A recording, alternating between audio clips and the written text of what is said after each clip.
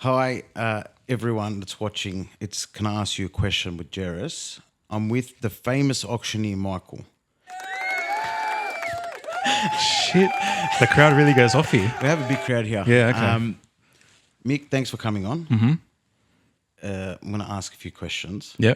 I know sometimes I know you say you don't get nervous, Mm. but we're going to be talking. Mm.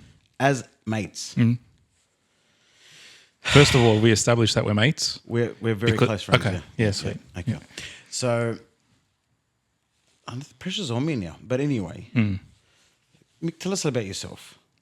I know that you've an auctioneer now. Yeah. But tell us a story about your career. Okay. 6'2" European. No, It's true, but ladies. No. Okay, no, genuinely. Let's be honest. yeah. Let's be honest.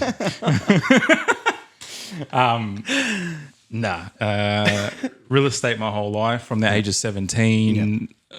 Was involved in selling, listing, started as a leasing officer, transitioned into being an auctioneer and haven't looked back at it from then. It's been about 11, 12 years now as an auctioneer. So when you first started, it wasn't just auctions. No, I started as an agent. Yeah. Straight out of school. Was doing sort of 3 days a week How real long estate. were you doing that for? Well, as soon as I left school, I went to uni for a short stint. I think we all agents start off Yeah, at uni. Even I started realised at it's uni, not for you. Did it for mum and dad. Yeah. Very quickly stopped. All we got is a HECS bill. All I got was $7.5 for first semester. Yeah, that's right. Yeah, You know, we're real estate agents. yeah. But I anyway. still owe it to the ATO. I'm pretty sure. I don't. You don't, but I do. Yeah. But Went to school, was doing 3 days a week real estate, the rest of it uni. Yeah. And then it just transitioned to I was going to do my real estate job the days I was supposed to be at uni. And I was like, why am I doing this for? It's not what I want to do. And then you transitioned into auctioneering. Yeah. So, like I said, was involved in real estate as an agent, and then got to a point where I started to look at things differently and thought, how can I work smarter, not harder? Yeah. And I thought if I take this punt at a young age, it'll pay off in the long run. So how long have you been doing auctions for? 11 years now. Wow. Wow.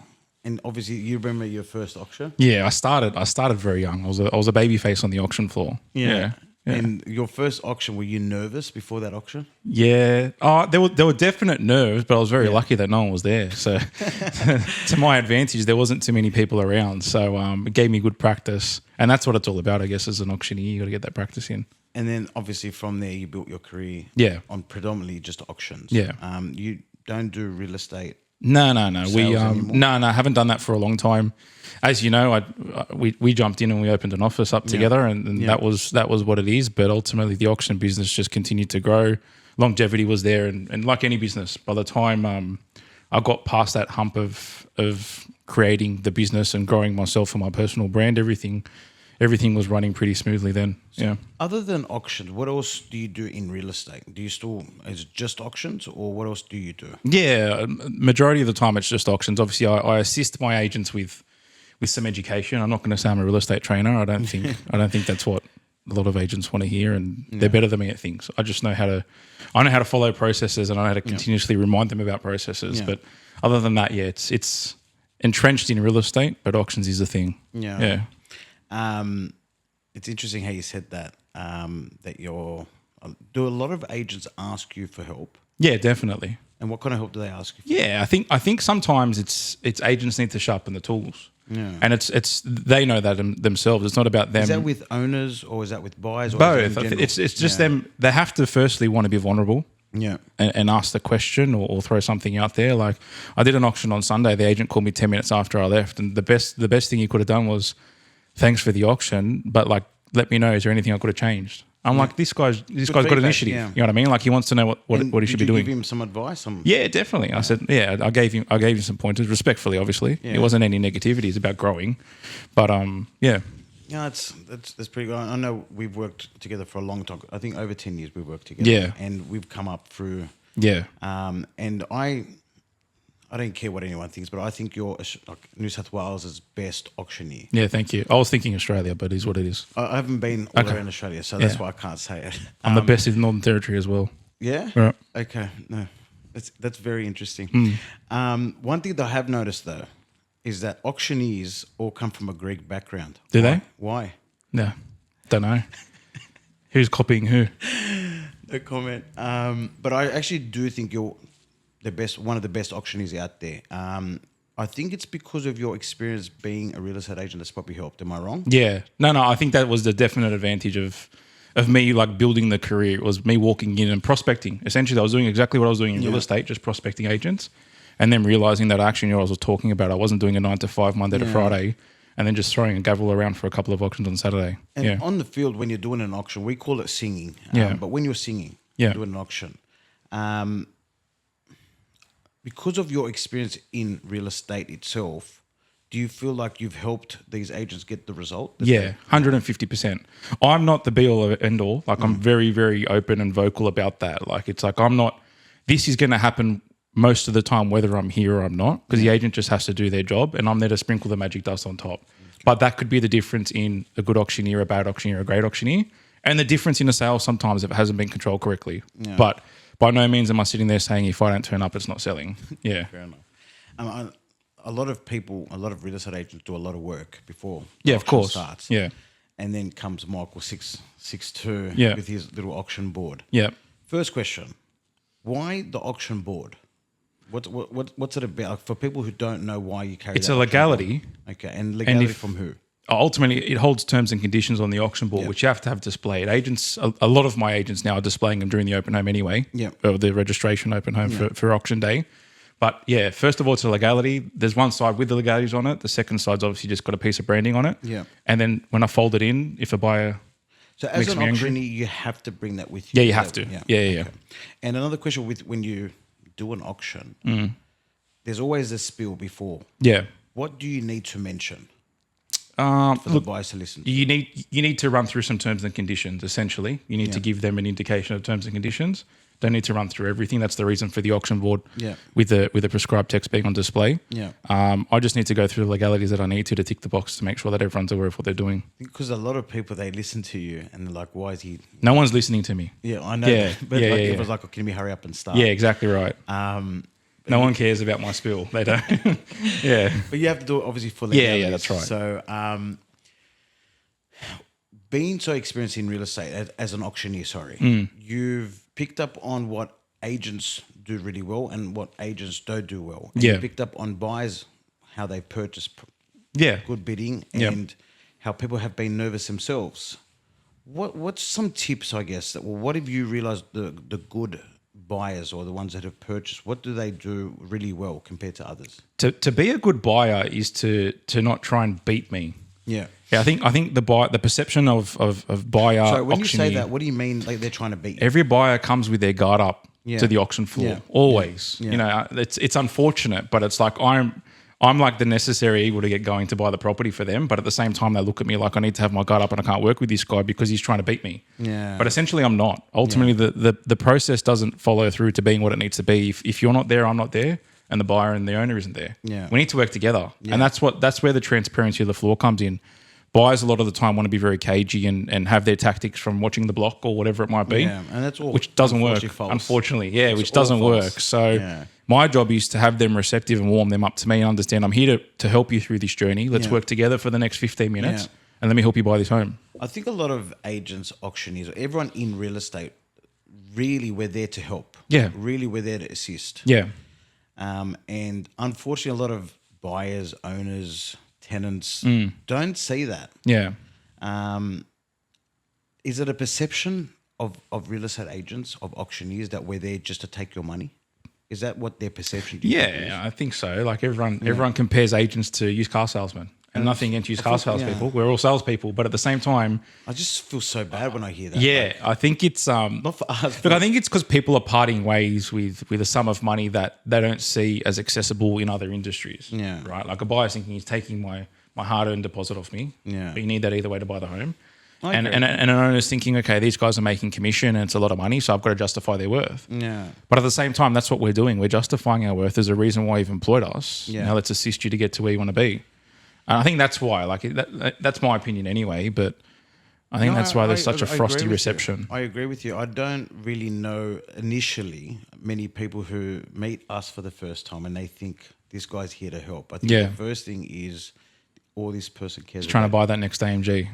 Yeah, yeah. I think you're not a real estate agent unless you have a Nice car, nice suit, nice nice watch. A lot of people really don't understand. Like they don't own these things at all. No. There are a few people that do. Yeah, of course. But it's the 80-20 rule, right? Yeah. 20% of the industry makes 80% of the money. That's something I know with yourself now. I know you do. Obviously, at the start of your auction career, there were specific people who were using it. Now you're finding that a lot of people are reaching out to use you. Yeah, I've definitely broadened the net, which is great. It comes with longevity of being around for so long and proving myself. So things have changed in that sense. Yeah, and because obviously your availabilities are now hard. Do agents only want to use you? Yeah. So you've got a team behind. Fortunately enough, I've got a good team of guys around me that are auctioneers as well. So the relationship's building up with them too. I've got select agents that only want to work with me, and that's completely fine. But I have to work with the availability that I've got as well. So if it's not that, alternatively, there's a shopping list for you of guys that are going to do a fantastic job. Yeah. What's your thoughts when you do turn up to an auction? Yeah. What do you think the buyers think of you? What do you think the owners think of you? Yeah. That's one thing that I've noticed when you do turn up to an auction. Yeah. I know you personally, and we've worked together, and there's much respect between us. A buyer, when they look at you turn up, is it for them? Is it game time? Is that what have you noticed? I genuinely think a lot of the time, and this is just my perception, some buyers will again start that game face. Other buyers will be nervous as a whole, just because this is something that they're going to start participating in, and the show's about to start. From an owner's perspective, I try and I meet 95% of my owners before auction day. Okay. So that's a big piece of my business to make sure that that's done. And you do that to kind of break the ice, I guess. Yeah. Ultimately, we don't have any questions that aren't answered when we get to the floor on the Saturday. We want every scenario played out by, and I want them to be as comfortable as possible. We don't want our owners being uncomfortable. The whole purpose of the day is for them to be ready to go. Yeah. With an auction, what are the biggest conditions when someone does buy? Like when you buy at auction, there's no... Yeah, essentially, there's no cooling off period. You're buying with a 10% deposit that's eligible, whether you're paying... Can you pay a smaller deposit? You can pay a smaller deposit, but ultimately the eligibility is the 10%, and your liability is the 10%. And how does someone pay if they want a smaller deposit? How does that happen? You have to negotiate it with the solicitors beforehand, have it accepted with the owner, agent, solicitors, and so on. So by law, New South Wales law, you need 10% on the day of that's what right. you purchase for. Unless negotiated otherwise. Correct. And that's probably one of your conditions that you read out. Yeah. Also, it's a no cooling off period. I think a lot of people don't understand that if you do buy at an auction, there's no cooling off. Yeah, once that hammer falls, if you're the highest bidder, you're buying this home. Yeah, you can't change your mind. All right, you're an auctioneer. I know it's maybe a biased question I'm going to ask you. Do you prefer for an owner to sell auction? Is that the best way for someone to sell? Not because you're an auctioneer. Yeah. But you've had the experience in everything now. Yeah. Is auction the way to go? Yeah. Why? Essentially, again, I've been an agent before and I've been an auctioneer now. I think 99% of stock can go to auction. And that's not being biased. That's just being very honest. There are pieces of stock that don't necessarily need to be going to auction. But if you want full transparency, full exposure, and full understanding of where the market is at that given time, there's no other way you can do it as an owner, as an agent, without taking it to an auction process. Yeah. Mick, what advice would you literally and honestly give a buyer? What advice would you give an owner in the biggest stress that they're going through, which is selling? Yeah. Home? Like, what have you noticed when you turn up to auction? Starting with the buyer, my advice would be, if you want to buy the home, let's assist you in buying the home. Yeah. Let's not hold any secrets. Let's be fully transparent with what's happening right here, right now. Yeah. And let me help you through purchasing this today. Closing doors and being very shut off isn't going to help you in buying. And you've noticed buyers do that? Yeah. It happens. It's probably a natural instinct when they feel like something's of that value is in front of them. Yeah. From an owner's perspective, that's the other thing as well. And I disclose that in vendor meetings prior to auction days. We need full transparency because I can't assist you to do what we need to do today if I don't know exactly what you want to do. And if you don't disclose that to me, am I doing the right job for you? You've obviously done a lot of auctions where you've seen that the owners want too much or their expectations are very high, what is the way that they will understand that their home is worth? Just education. That's what the 4 week or 3 to 5 week process, just call it. People run auctions on different timetables, but that's what that process is there for. Is education, and it's constantly changing. Yeah, it's a live ladder. Like what's coming on the market, what's selling, and that education, communication between an agent and an owner is going to assist them in selling on the day. You've obviously been with owners who you've seen that they're very greedy or they're really adamant on their price. Mm. Is it too late for them to get educated at the auction? No, not at all. It's all a piece of the process. There's 3 times to sell an auction property: before, during, and after. And each level of phases has their opportunity to assist, just depending on what you're doing as an agent and where the owner is with things as well.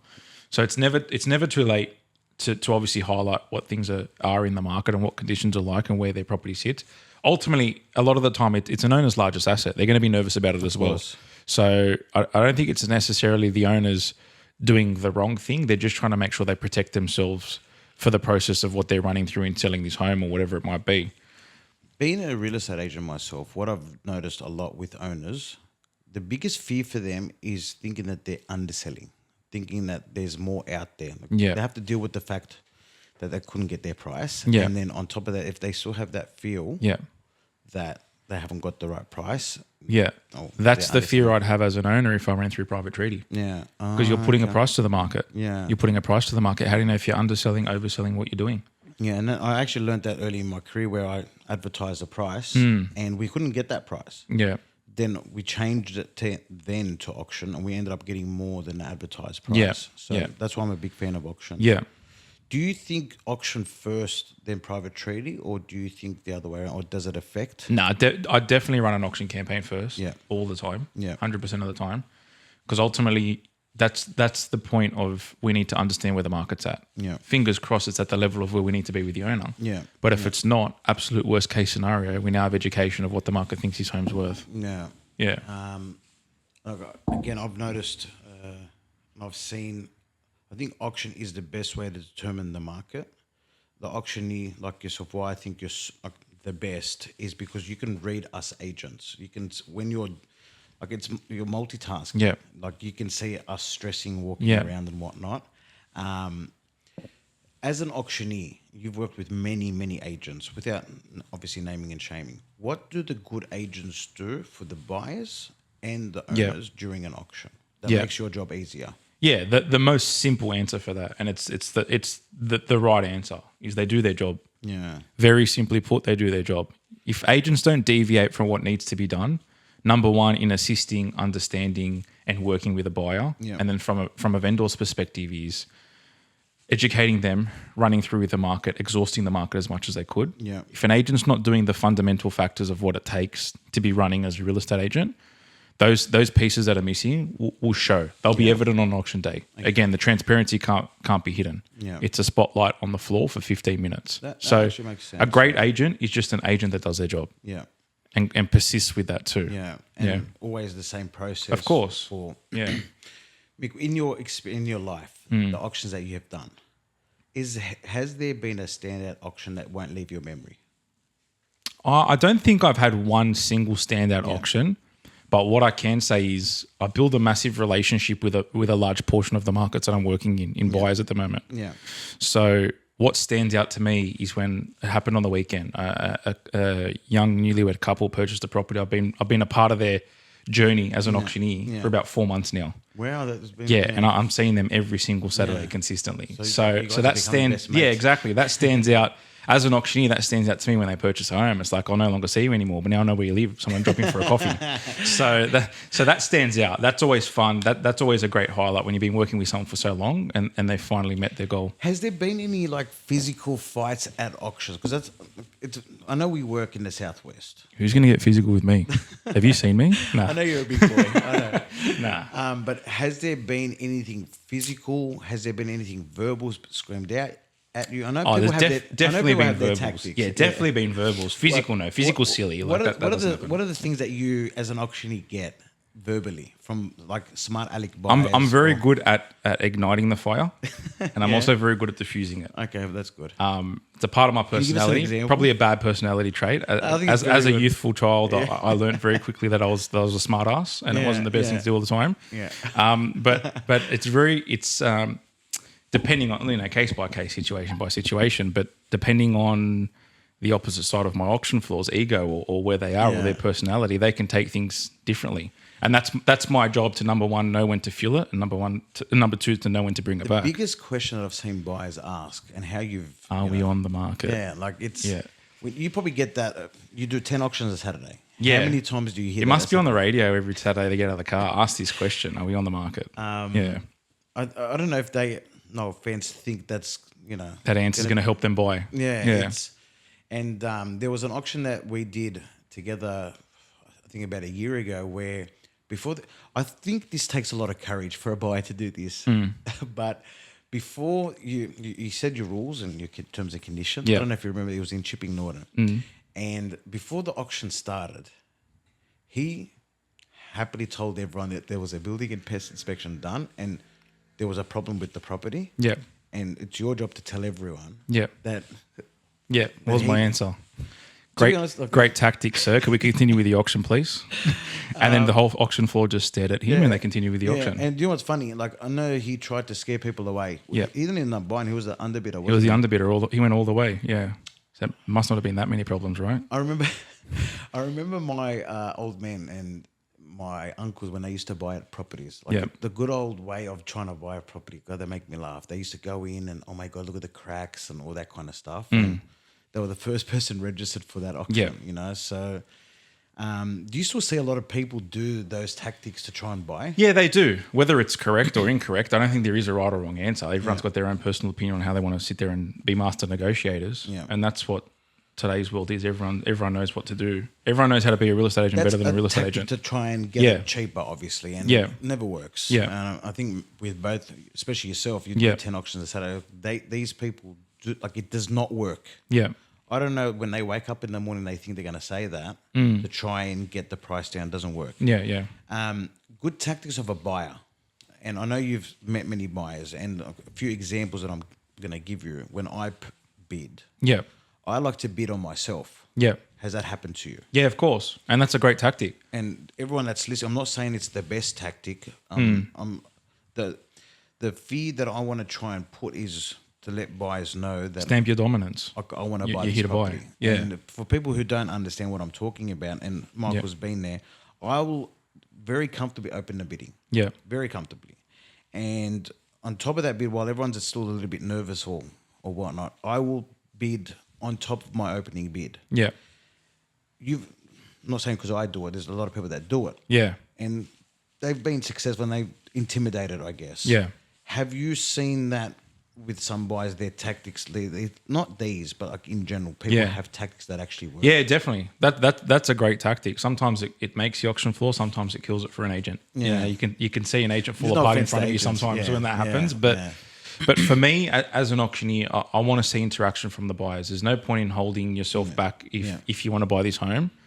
And I'm there for the interaction. I'm there to get you guys and bridge the gap to get to where we need to be. So a lot of people's biggest thing is like, why are you stamping so hard on this increment request that you've got? Yeah. This is where you and I don't see eye to eye. Yeah, to be honest, that was going to be my next question. This is where you and I...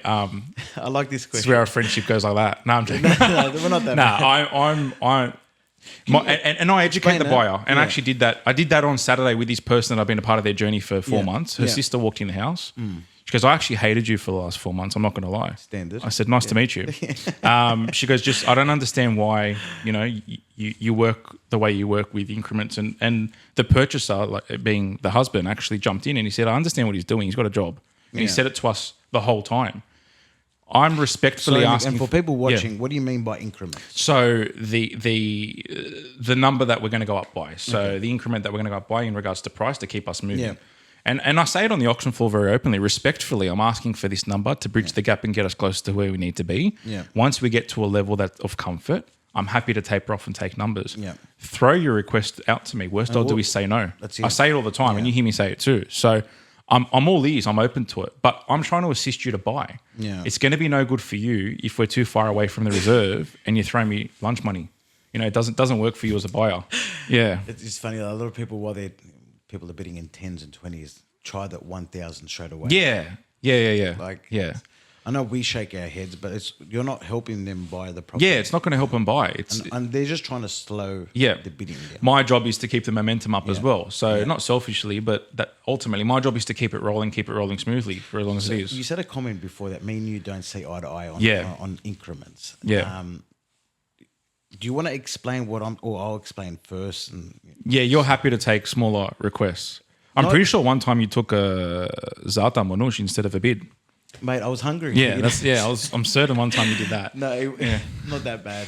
But I just believe initially at the start of an auction, there needs to be a minimum request or minimum increment. Yeah. Whereas where you say, and I agree with what you do, I get a little bit uncomfortable myself. You prefer to take larger numbers, but that's my job to read the play as well. When it's not happening, when I can see it's not coming, I'll read the floor for as long as I can. Of course. I'll gauge the emotion I'm getting from the floor. If I need to taper, I'll more than definitely taper. And that's what I've noticed. Yeah, it's just let me see how long this string is and see how long I can work with these numbers for. I think as an agent for myself or for any person, a good auction has a flow. Yeah. And for me, the biggest thing that I'm nervous about, I don't want to stop the flow. Yeah. And that is with the high increments and whatnot. So that's why I like to take the smaller minimum. Yeah. 10,000. So my process is like the 10s, the 5s, the 2.5s, Yeah. the 1s. Yeah. And then that way, that's when you know, like, all right, they're starting to taper, Jerris. Yep. Go do what you have to do. Yeah. Whereas where me and you, it's not that we haven't seen eye to eye. Initially, you're a machine. You actually want to get 20s and 30s and 50s. Yeah. Where some case by case, right? Yeah, depending on where we start yeah. and where we've got to finish. Yeah. And like I said, you know how to read the floor. You just don't go. That's not your process every time. Yeah. And that's why, for example, that's why I said you're the best auctioneer in Australia and Northern Territory. Yeah. Tasmania too. And Tasmania. Okay. Don't forget Tasmania. I didn't know Tasmania was part. Is New Zealand a part of Australia? They want to be. Sure, bro. What did the fob statue say to the other fob statue? Sure. Statue, bro. Anyway, I love that joke. It's offensive. Statue, bro. Anyway, Once Were Warriors, one of my favorite movies, actually. So I think that's one of the best movies ever made. I got emotional with that. Yeah. I almost got like my face tattooed. You went to get your face tattooed. I did. I think. Yeah. You went to put a gavel here, weren't you? Yeah. Yeah. Okay. It's under my beard. All right, Mick. We were business partners. Yeah. How did we start this business? How did we do it? So let's take it back to like I was 19, 20 years old at our first office that we worked together at. Yeah. We've known each other since then. I'm now 23. I actually believed you. You're like, yeah, you are. No, he's not. No, I'm now anyway. 33. So that's how long we've known each other for. We both went our separate ways. You stayed there a lot longer than I did. Yeah.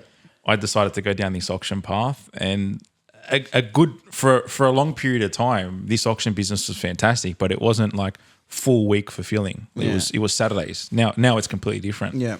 So I'm like, how do I do something else? Like I'm always looking for that next piece of thrill. And you wanted to. Yeah, so at that point, I'd come to help sweep your cafe and your grand opening with your little Instagram signs, and you're like, I'm done with real estate. Like I'm doing this cafe thing. Yeah. I'm like, I want to be Jerris. Like I want a cafe. Nah. You know what? Is that what not made you want to, but is that why if you speak to anyone around me, I've always had this pipe dream of like, I want to have a cafe. Don't ask me why. I didn't even really like coffee that much too long ago, to be honest with you. That was my dream. I thought that's what we cafe all wanted is cool. to do. Yeah. Just sit there. They don't do nothing, right? Pretend to smoke cigarettes because I don't smoke and sit out the front. Nah, but long story short, I came across a cafe that I was genuinely interested in buying. It's got to be 6 years ago now, right? I think it's longer, Mick. Anyway, yeah, it's longer. So I was like, I'm buying this, and who better to ask than Jerris Gattani? Yeah. And we sat down and we went to our with Mike. cafe experience. Yeah, well, that was the point is, Yeah. I didn't realize you were at the end of your cafe experience Yeah, because yeah. mentally, I'm like, Jairus, this is what I found. You're like, why are you doing that? That's not what you do. You're in real estate. That's how close we were. We we are. Like we had that friendship. Where Yeah. Sorry. Keep So that's going. how good Yeah. that's how good of a salesperson he is. I went from buying a cafe that afternoon to opening up a real estate office, and that's the memories. rest is history. So you left our original job together, Yeah, and Monday to Friday, I guess you wanted to do something. yeah. I got to a point where I built up my clientele. Yeah. Physically, in my eyes, like I was like, okay, my ceiling's been hit right now. I hadn't grown. I hadn't had any other auction contacts around me, like auctioneers or whatever it might be. So I was like, okay, this is all good, and the structure's all put together that well that I'm a bit bored during the week. Yeah. So I was like, what do I do now? And that's why I thought, okay, I got time for something like this. And another question, I guess. Everyone knows auctions to be on a Saturday. Yeah. Do you agree with that? Yeah, no, traditionally that's what it was. Yeah. That was probably the best thing that came out of COVID, Yeah. to be honest with you, because it opened the market size up to being agent buyers, everyone, that we can do this anytime, anywhere. So predominantly my weekly roster is like a Wednesday, Thursday, Saturday, Sunday now. Yeah, right. Definitely a 4-day-a-week job. How would you, because I know that I love midweeks. Yeah. Midweek auctions I think are the best because you explained it and it's true. If people want to buy a house at an auction, they will come Monday morning Yeah. if need be. Yeah, You yeah. Agree with that, Yeah, obviously? yeah. I had an auction 2 weeks ago that it was the first week of the campaign. The agent was like, I think I've got my buyers already. I'm like, okay, good. Like, I don't know if I should hold it for this long because I don't know if I'm going to have them for another 3 weeks. Yeah. So what do you want to do? Let's do the auction now in a couple of days. Yeah. And that's what you I did? said, okay. And that's what we did. And we sold well. I think it was like 130 over reserve. Wow. So, right call. Yeah. Yeah. So we met at our old office. Yeah. We became very, very close. Yeah. You then decided to kill it in Yeah. auctioneering. Yeah. And that Monday to Friday, you didn't have anything to do. Yeah. And a long story short. Yeah. What was your idea of how did you want to fill that void? So I'm going to open a cafe. Okay. Like Jairus, because every time I came to Jairus's cafe, I had free food on the table, a coffee and a cigarette. I was like, I want to pay for this food, but make it feel like it's free for me. Mate, it was never My, free. my honey nutter smoothies, so best much. smoothie in the world. You reckon? That back then, Yeah, it was. It was pretty nice. my eyes weren't open to smoothies. Now I'm a smoothie connoisseur. And then you, to feel that you thought opening a cafe is the right thing to do. Yeah, And then you spoke to me. and I'm like, Jairus has a cafe. He'll give me the ins and outs of the emotions of having this, and if I'm doing the right thing. And I was Yeah, we going sat down to- like, Jairus, let's go have lunch, and Yeah. I've got to talk to you about something. Yeah. You're like, okay. I don't And it know. was easy for you, and it was only you can walk from your house to get to that cafe. You Yeah, didn't, but I'm yeah, saying it was yeah, easy. So it it was. was. Well, It both of was. us could have back then. Yeah, That was what, 7 years ago? yeah. We both could have walked from our houses to get to that place. Yeah. But and you talked me straight out of it. I'm like, I'm excited. You're like, I'm not. This is what's happening with me. So Oh, God, no one understands what, unless you have a hospitality business. Yeah. No one understands. Everyone thinks they don't do nothing. yeah, It's actually I think it's so much hard work. Mm. But you wanted to open up a cafe, and my first thing to you was, what are you doing? yeah, Like, bro, what are you doing? yeah. What did we do? Like from there, like Well, went to a cafe, you were at a crossroads with it. You'd left real estate, gone and done this cafe thing, like And then I came aside back. from other stuff as well. And then you sort of you tapped back in, and you're like, I've noticed that, like, not I've noticed. I know this is what I do. Yeah, And that's what I do as well. So you're like, why are we going to do anything different to what we know how to do? And correct. I was like, he's right. And I think we put it together very quickly. I think yes. I think it we was were one of both those- very exciting. Yeah. Excited. We're both very impulsive men. Yeah. We're very happy to do this. And literally, we were that quick that our office was from. Well, we were that quick. We didn't have an office yet. We couldn't secure an office space. So we just sat in my parents' garage. And to be honest, they were the I best. say that so lightly, but it's like, They were the best days. I say to any business owner that I speak to that knows that we had the business, I'm like, our best time as an office was when we were working out of the garage, just pumping our chests and going through the side door of my parents' house down the side walkway, and No, it was good. Yeah, and doing it was that. good. Yeah. Obviously, we did the business. We obviously have moved forward, and we no longer have that business. Mm. You're like, I'm not going to say your child, but you as a person, you've multiple business owners. You still do a lot, and that's not going to change. How do you think do you think that's affected your family? And do you think, when I say family, I mean your wife, your children? Do they get to see you much on weekends? Yeah, not like lightheartedly. When I say that lightheartedly, like there is a heaviness to it, but it's definitely affected my family. But that's always been my working structure and situation in life. It's all they know. Yeah. So whether that's a positive or a negative, you can read that however way you like to, but definitely affects my family. Yeah. I know you mentioned to me before that you got two boys. On the weekends they play sports. Yeah. You don't get to watch them. No. So between every auction, you just were telling me before that between an auction when you go into your next, you're on FaceTime. Yeah. No, first year of soccer for him, and shout out to the under sixes. They're undefeated. Only team in the comp undefeated. Is he scoring all the goals? He's scoring a good chunk of them. Good. So Good. And he's finding his rhythm as it comes to an end. But that's all right. You reckon you can coach them, or obviously I got actually all the parents put their hand up, voted me for coach. I said, "You don't know who I am. I can't do this. This isn't for me. I don't know how to kick a soccer ball either." But essentially, I'm missing out on that, and that's the stuff you remember. Like I remember personally, like. Not to get too deep about it, but I don't remember one single soccer game my father came to, and I don't want to be like that for my son either. But it is what it is. I try and make up for it in other ways. What does your dad do? Like I know he's a very busy man. Yeah. What were you like? Is real estate in your family? He wasn't an agent or anything. He's always been involved in business, and property's always been a thing. Like my attention and the draw card was off the back of him always being so interested in property, I guess, in some sense, but never an agent. But he's always had his finger on the pulse with real estate. Yeah. One thing that I really admire about your father is your number one supporter, other than your wife, because your wife loves you, is your dad. Yeah. And your dad's been there. Like he still goes to the auctions with you, so he drives you around. He's my driver. Yeah. I know you do. He's my Jason Statham.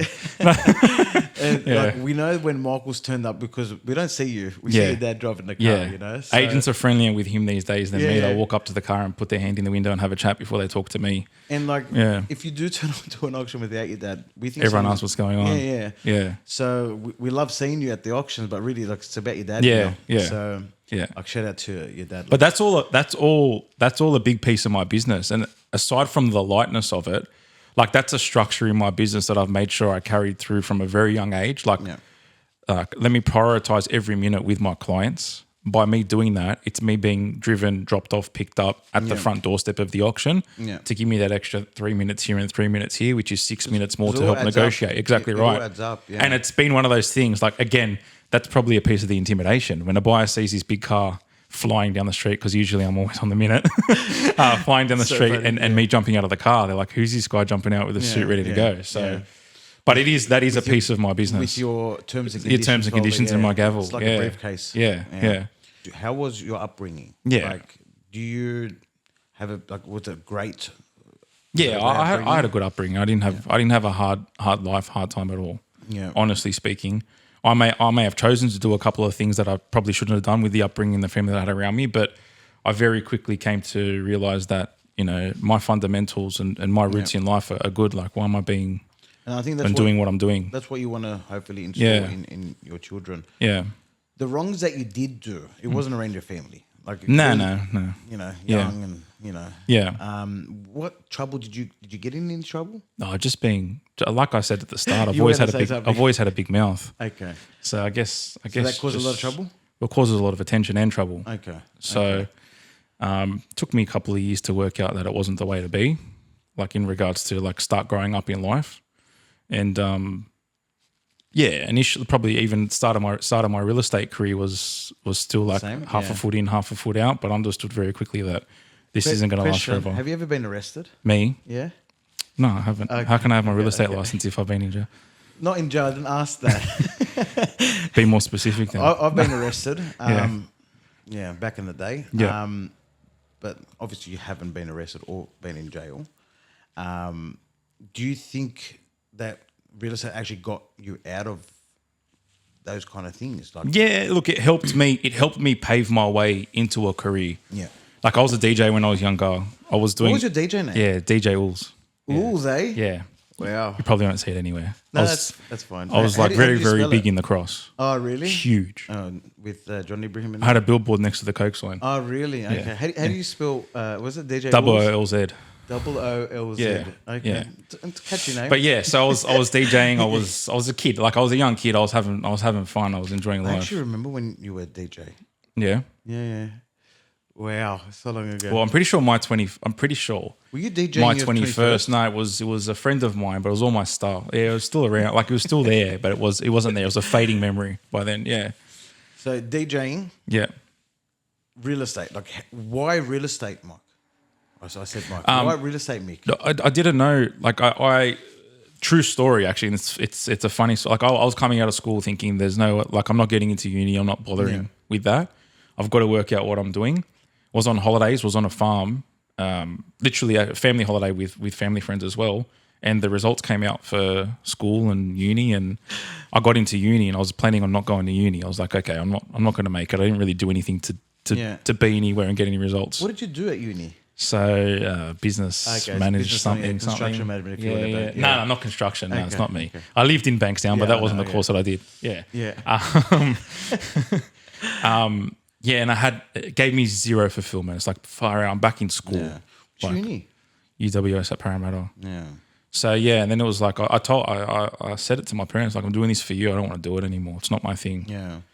And then my dad was like, okay, well, I've got a friend that has an office. Go and start working there part time so you can do something like. Yeah. And the rest of it just fell into place. Genuinely, yeah. The reason why I ask is because that's how I started real estate as well. It was my father and your father who said, "All right, we don't want you to waste your life. Yeah. Do something." And real estate was the way that they showed us to get into something. And I actually went to TAFE because my father's request, and I took the assistant's job from meeting him at TAFE. Yeah. So I thought that was interesting. Yeah. And now we're here. So I've actually got two clients that they're clients because we're copying someone's real estate course together on the desk together. True story, yeah. And then we finish our real estate course, and I've gone and done real estate for X amount of years, and I've become an auctioneer. And these guys out of nowhere have popped up with offices. Wow. And it's like knock, knock, remember me having a laugh about each other. They're still my clients today. Wow. Literally, there's two different offices. They're still my clients It today. just makes me think, right? Yeah. Like how easy, and this is one thing that I like about our job and one thing that I don't like because it's brought in a lot of people. Yeah. How easy is it to get into real estate? It was. It isn't now. It's a lot. It's a Yeah, little it bit harder was. now. It was a lot easier. But yeah. before, like, I don't know if you want to explain to people, how many hours was this course? I think it was one of those subsidized through working for an office, do it over a couple of days, over a couple of months, or whatever it might be. That's how I did it. It took me 3 hours. Yeah, there you go. Yeah. And thank God they did change the rules because it did bring in a lot of, we call them cowboys. Yeah. But it was that easy to get into this industry. And obviously you picked up real estate from your DJ Oolz and all that kind of stuff. Yeah. And you just loved it, yeah?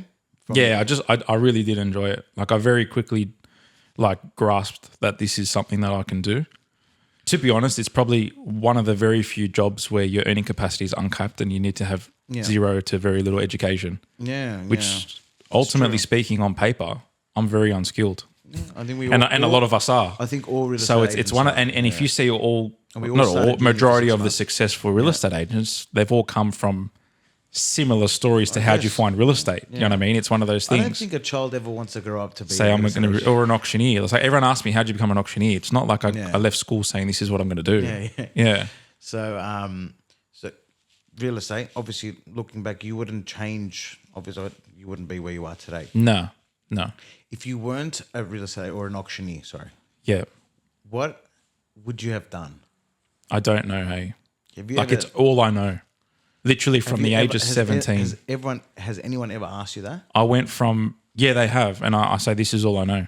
It's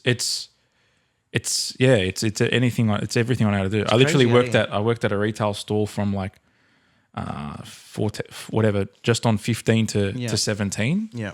And then 17 straight out of school, half a semester in uni, and I was straight into real estate. So I don't know any other career. Yeah. Yeah. And before real estate, I did form working in concreting, which I'll never do again in my life. So that and cafes will never do again. Yeah. But I know Mitch is laughing at me, but so all you know is real estate, Yeah. and you wouldn't know what else you would do if you didn't do real estate. No. Wow, or auctioneering as well. I do have nice legs. Model statue, bro. Yeah. No, I get it. Did you want to talk about like your upbringing with your father and how your relationship was like with him? Do you feel like you had an upper hand because of the knowledge of he had in business to get you where you are today? Yeah. Or did you figure that out? No, more I yourself? probably just, I'll say it, probably just embedded my work ethic because I never saw the guy. Okay. Like genuinely speaking. Well, you know what? As he a was child, just did working. that upset you? I didn't know any better. I didn't know any different. But did you look up to him like? I knew what he was doing. Yeah, I looked up. Now you look back on it, you can see it. Before I didn't even pay attention to it. I'm a kid, right? So you're not really paying much attention to it. I think your mum would have also made that easier for you. 100%, yeah. Because I know, like we say, we're kids. Yeah. And like we just got it. Yeah. I didn't see my father as well. Yeah, that's what I mean. It's just what we knew.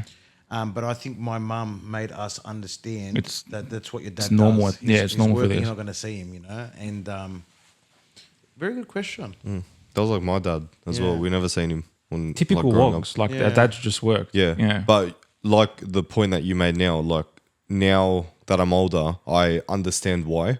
And you appreciate it a lot more than what you did as a kid. Because he was never there or anything. No, I say it all the time. Like, I'm my father's son. Yeah. Like, indirectly, I'm literally following his footsteps just because that's what I know how to do.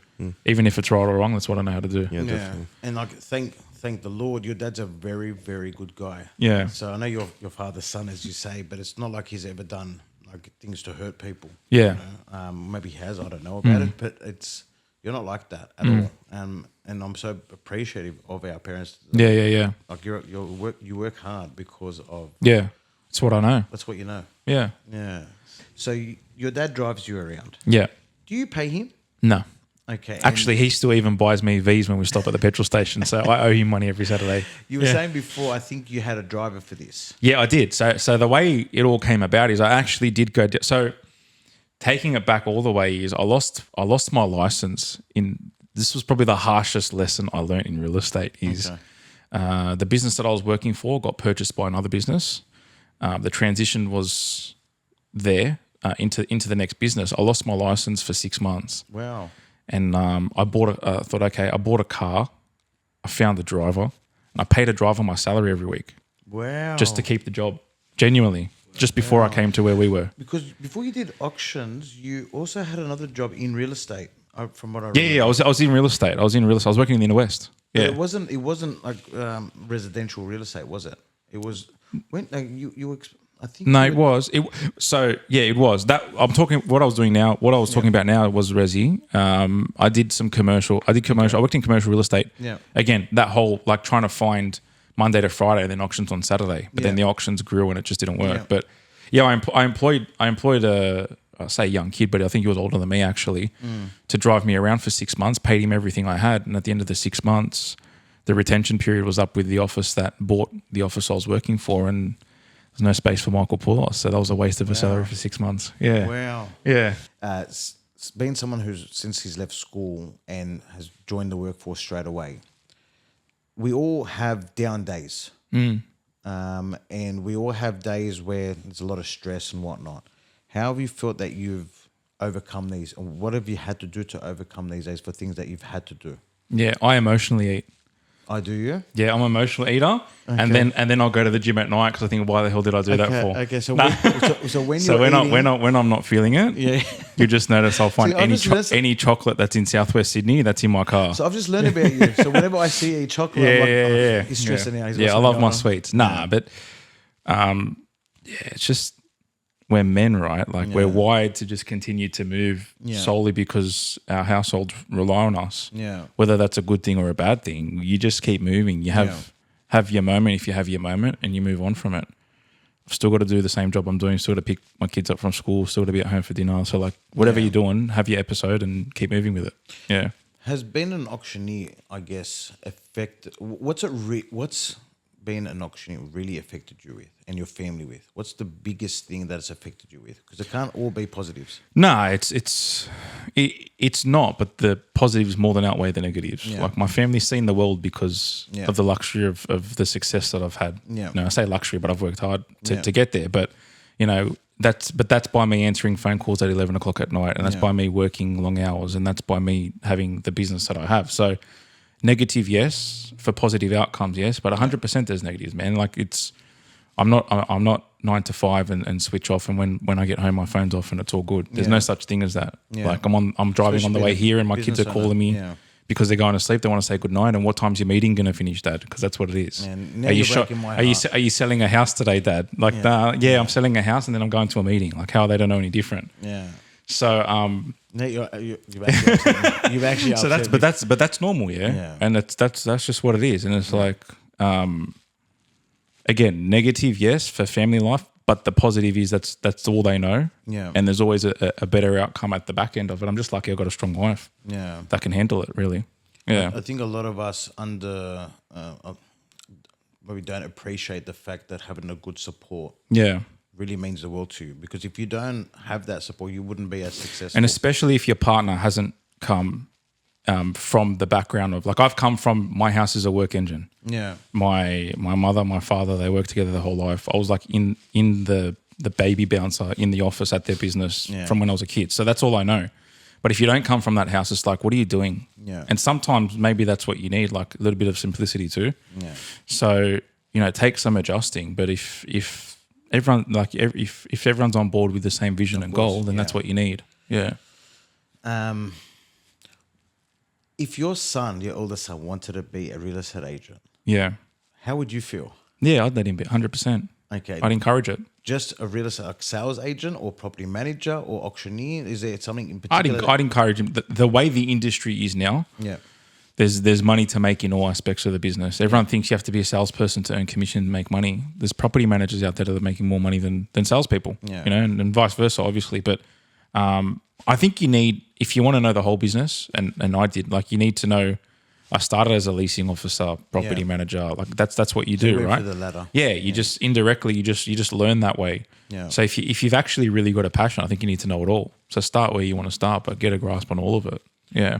One thing that I've learned, and this is something that I picked up on before, I thought by making more money, you needed to open up an agency. Yeah. I thought that was how you get more money. Yeah. But we were now- told I can say we, because I know 150% you've sat in that office from our last employers, and they're like, you make more money than us, you don't realize. And Like, we- whatever. We honestly, I did We not used to believe say you. whatever. Yeah, Yeah. true story. And I'm not. Gonna I'm say sure I you had that wish- conversation too, right? Yeah. Yeah. And it was something that, like, you do not need to own an Yeah. agency to make the money. And it's true, the salespeople actually make more money Yeah. than, But I think that's just the perception of, like, progression in my life and my career is I need to open and own an office. yeah. And each to their own. Like, we of did it. We course. can't Yeah, say there's a negative or course. positive. We That's how we came do it, out of yeah. it and we're fine and we're happy with it, sort of thing, what we did. We don't take it back. So that's all good. Yeah. But I also think sometimes, like, trying to bite the apple over there when this one's all good, Yeah. some agents need to understand that play as well. Maybe it takes the education from experience of, we didn't take it on board. Again, we both said, yeah, whatever. Again, when being we excited, were impulsive, told yeah, whatever. yeah, But yeah, I think if someone wants to sit down and have a proper chat about it, and the other person on the other end of the table can explain it properly, Yeah. there's pros and cons to both. No, I think I've seen a few agents who have had that opportunity to open up their own offices and they've chosen no. Like, I don't want that responsibility. 'Cause Yeah. what we learn, I don't know about you, but what I learned is, like, God, I'm a business owner, so I can't throw the negatives Yeah. to the Yeah. boss because I'm. It's bro, it's a cold world being a business owner. yeah. Like, especially when you're working by yourself, it's there's no there's team environment, there's camaraderie, there is all that. Don't get me wrong. Yeah. But when all the weight's on your shoulders, Yeah. who you like, when we were partners, at least our frustration or our venting went to each other. Yeah. But now we're doing our own thing, and you when- don't have that person anymore. When did it hit you that you're a business owner? Because it's a feeling that a lot of people don't. I think I still take it very, very lightly. Yeah. Like I look at it like, yeah, whatever. Because you're used to it now. Yeah, just again, it's what I've done for so long. Yeah. And the advantage I have is I got into it so young, so I don't know anything else. Like Yeah. the idea and the concept of me going and working for a business now, it's no disrespect to that. It's like I don't Would you actually know ever- how I could would grasp you ever doing that. do that? No, Yeah, no, no. I know. I think I literally haven't been employed. I think I've got like $3 in my super. like I haven't been employed for God knows how long. Super, what's that? Yeah, exactly. I don't know what super is. Yeah. I don't know how long it's been since I've been employed by anyone. But again, not saying it's a bad thing, but it's not my thing. Yeah. So what? So it hasn't hit you. You're saying that you're a business because that's all you know. You know when it hits you that you're a business owner, when the tough situation gets dropped into your lap. Talking about that, I'm going to talk about how it hit me to be a business owner. I don't know Yeah. if you've ever heard this story or yourself. So my first business was the cafe. That was my first thing, and so proud. Renovated this cafe and was going to be opening in the next few days. And there was where the cafe was, there was a side entry, and I noticed that there was this homeless man in the side entry all day. I didn't say nothing to him and whatnot. Anyway, as we all finished, spoke to the chef to prepare for whatever. Closed, went out the front to talk to him. Came back into the kitchen. I don't know if you're going to edit this, but came back into the kitchen and I came and I saw that this homeless person had, what do you call Released. he's released his treasures. There was nowhere else in Australia to do it. It was in the middle of the kitchen. Wow. Yeah. And it wasn't that was shocking, Yeah. right? Before being a business owner, it was, who are you going to tell? You're going to tell the boss. Yeah. Guess who the boss is? You. So who has to clean it? Yeah. And I did, and Yeah. that's what it hit me. I'm like, oh, I had it easy. Yeah. So much easier. But now I'm literally picking up shit. Yeah. So, true story. No, that's when you know when there's a situation again that's handed to you and it's like, well, it doesn't go any higher. You've got to deal with this. So Oh God, the memories. yeah. All right. So you'd never obviously work with any. It'd be so hard for you to work with another business owner or another company. Would you ever try, or would you ever? I work with like 60 businesses a week. The working with is all good. Yeah, but working for. I don't know if I'd work for. Yeah. Yeah. And what do you think the challenges will be if you work for someone? I'm not a. I don't think You won't do it. No, yeah, and you probably give the best answer to this. I'm not a stubborn or hard-headed person, so it's not about that. It's just about to me. I've always had the mindset of like, why would I do it with someone when I can just do it on my own? Yeah. From the points I started auctioneering, it was like, I want to go work for a business when I can just make my own business. And that's what it was. It might take a little bit longer, but I'll do it that way and whatever it might be. That's what you've been used to, obviously, with your parents and stuff like that. Yeah. What, to end the show, what advice would you give someone that is either thinking of selling, thinking of buying, thinking of renting? What advice would you give them, being the experienced auctioneer, agent, the person that you are? Yeah. What advice would you give them? Just be receptive in the conversation with the agent or whoever you're speaking to. Again, everyone has this perception of he's coming in a nice suit, nice car, he's going to intimidate me and he's here for one reason. But you'll never actually get the raw answers or your questions answered if you don't ask them and you're receptive to receive the response. Yeah. So ultimately the information is for free. And that's what they have to understand. You're not, and that's the knowledge that they're employing or they're interviewing or however you want to look at it. But ask the questions that you need to ask and be receptive to the answers that you're hearing if you really want to achieve an outcome at the end of it. Yeah. Yeah. That's true. A lot of people, I think, unfortunately think that the agent, the auctioneer, is unfortunately lying to them, which isn't the case. But how you said it is true. It's be ready to get an answer, like for your questions. Don't be nervous to ask for help, I guess, when it comes to either buying, selling, or renting. Yeah. Mick, thank you again for your time and talking about your beautiful life, about your beautiful family, about being in real estate. And again, I really appreciate your time. Thank you. I'll see you next Saturday. Yeah, hopefully. Actually. Oh, yeah, there is. Yes. Yeah. I'll see you next Saturday. Oh, you forgot. I'm going to see you next Saturday. I need help with that option.